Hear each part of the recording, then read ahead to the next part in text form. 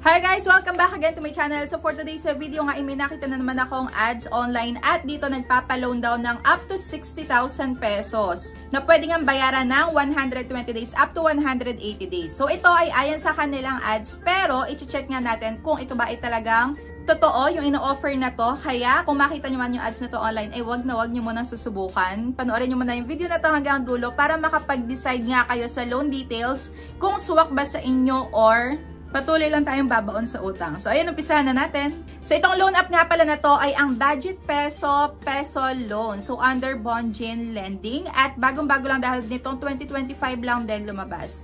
Pero ayon nga sa kanilang loan details, ayan, ito pala ay nagpapaloan ng 1,000 up to 70,000 pesos. At ang loan term is 91 days daw up to 1 year. Ayan, 365 days. Pero doon sa kanilang ads, ang nakalagay lang is up to 180 days. So, ano kaya ang totoo? Siguro for first time user, yung pinakita nila sa may ads. Kaya ayun, sige, kailangan natin talagang i-check. At ang pwede daw mag-loan dito is 18 years old pataas. So, kung kayo ay bata pa lang 18 years old, ay wag muna kayong mangutang. Ayan, kung hindi naman super kailangan, ayan, manghiram muna kayo sa may mga close friends, relatives, wag muna dito sa mga ganitong OLA dahil baka maaga kayong mamulat sa mga ganitong online lending app. So, I suggest pag ganito kayong kabata is wag muna kayong mag-try. So, ito na nga yung pinaka-application nila. At base sa kanilang homepage ay nagpapaloan dito na 110,000 pesos at loan amount for 150 days at may interest rate na 0.06%.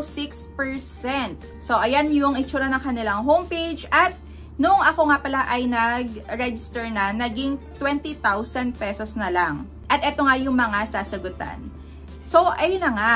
Yung loan term kanina is 150 days. Pero, nung magsasagot na nga ako ng mga information is naging 7 days na.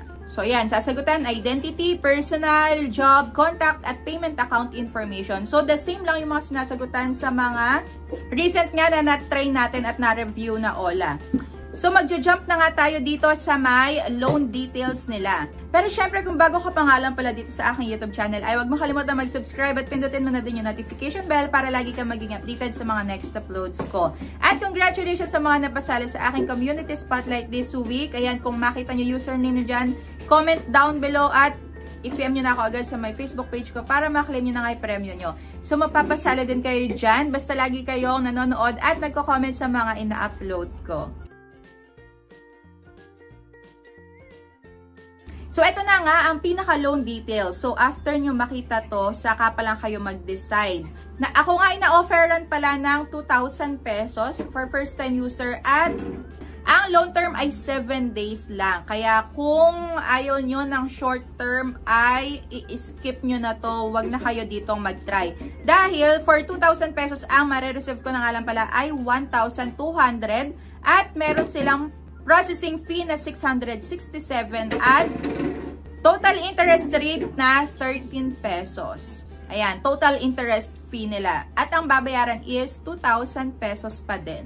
So, hindi to buong matatanggap at 1,200 lang talaga.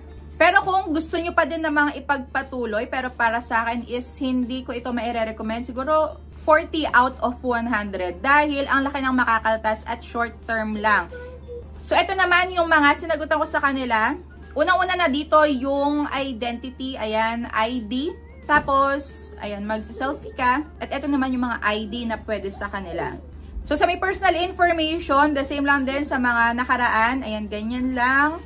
At wala nang iba pang kailangang idagdag, kagaya ng Facebook, ng email. Email pala meron, pero wala ng Telegram, walang WhatsApp. At sa may job information naman, pwede ang unemployed, self-employed, student, at marami pang iba. Sa emergency contact naman, 3 ang hinahanap nila. At sa payment account information, pwede ang GCash. So ngayon, makakapag-decide na kayo kung ipagpapatuloy nyo pa ipaglolo nyo dito or hindi. Pero para sa akin is, hindi ko siya may re-recommend. Dahil iba yung pinapakita nila sa may ads at sa may totoong ibibigay sa'yo. So, hindi totoong 120 days up to 180 days. So, 7 days lang talaga. Kaya, ayun, ingat-ingat sa mga nakikita nyo online kung talagang yun ba yung ipapadala sa inyo, i-offer sa inyo or hindi. Dahil kagaya na to, malayo dahil 2,000 pesos lang talaga for first time user at hindi mo naman siya talaga buong matatanggap. So, yun lang, kanya-kanya din tayo ng desisyon kung kayo kaya nyong bayaran at okay lang sa inyo na ganun yung kalaki yung matatanggal is sige, push lang. Pero be a responsible borrower kung kayang bayaran, go. Pero kung hindi is wag i-claim para, ayun, iwas sakit sa ulo.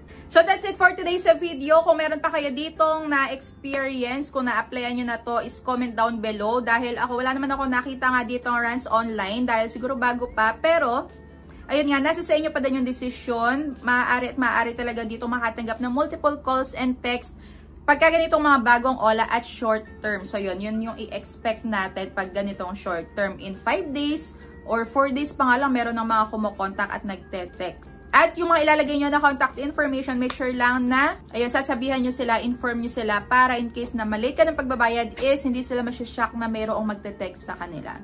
So, yun lang for today's video. Kung meron pa kayo makikita ang bagong OLA is comment down below para ma-review natin at makita natin kung totoo bang makakatulong or patuloy tayong ibabaon sa utang. So, ayun lang. Thank you for watching and see you on my next vlog. Bye!